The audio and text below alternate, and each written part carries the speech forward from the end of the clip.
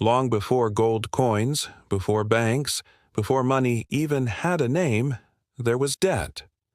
In Mesopotamia, the land between the Tigris and Euphrates rivers, humanity built the first cities, the first farms, and the first markets.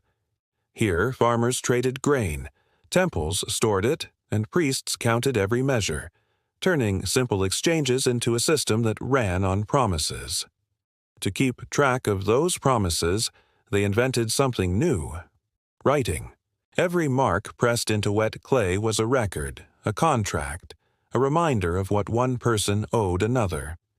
With that simple idea, the world's first economy was born. Loans brought prosperity. Farmers borrowed grain for planting and repaid with a little extra, the first interest ever charged. At first, it worked beautifully. Cities like Uruk and Lagash flourished. Fields bloomed under irrigation. The temples filled with grain, silver, and records of abundance. Civilization seemed unstoppable. But when the rains failed, the promises didn't.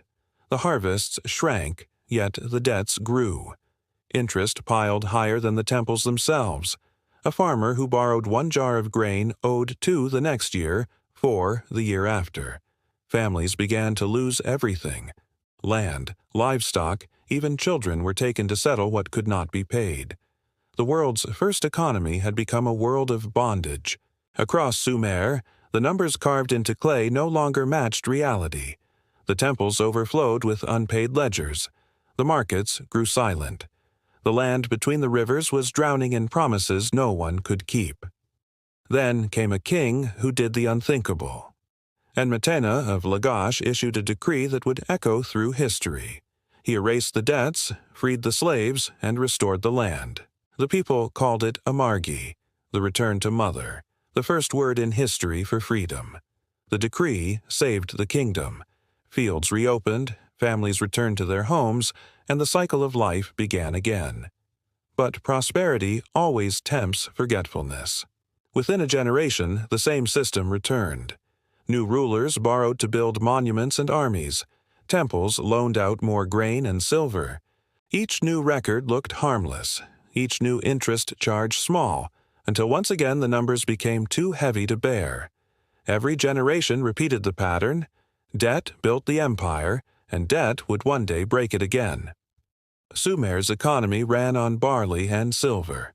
Temples were more than places of worship. They were banks, warehouses, and governments combined. Farmers depended on temple loans to survive each season, paying 20% interest on what they borrowed. It was a delicate balance of faith and productivity. But when the balance failed, the entire system collapsed. The rivers flooded, or the rains never came. The fields turned dry and barren. Farmers brought what little they had to the temples, begging for more time. Yet the ledgers demanded repayment, and the priests could not forgive what the tablets recorded. Each missed payment doubled the debt. Wealth flowed upward into fewer and fewer hands. The priests grew powerful, the merchants rich, and the farmers poor. Soon, inequality was no longer economic. It was structural. The temples owned the land. The people who had once farmed it now worked as debtors, paying rent on what was once theirs. With each bad season, more families fell into slavery. With each new king, more taxes arrived. And when the burden became unbearable, society cracked. The first great financial crash in human history was not caused by greed alone, but by belief. Belief that the future would always be able to repay the present. When that belief failed, the civilization that had created money nearly destroyed itself because of it.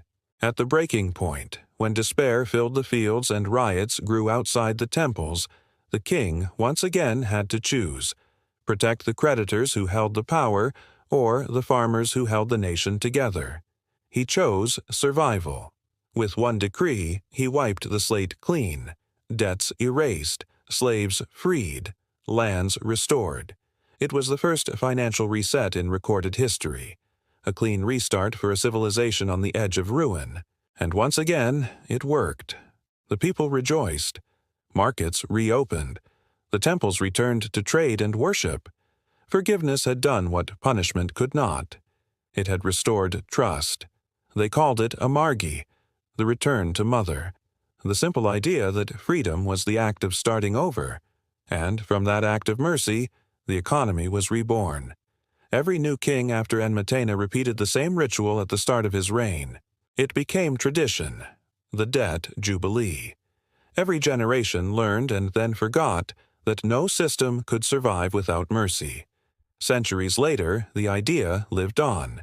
In Babylon, King Hammurabi codified it into law. His famous code didn't just define justice. It limited interest rates and protected borrowers from permanent bondage. What had begun as survival in Sumer became a foundation of economic morality. From there, the idea spread far beyond the deserts of Mesopotamia.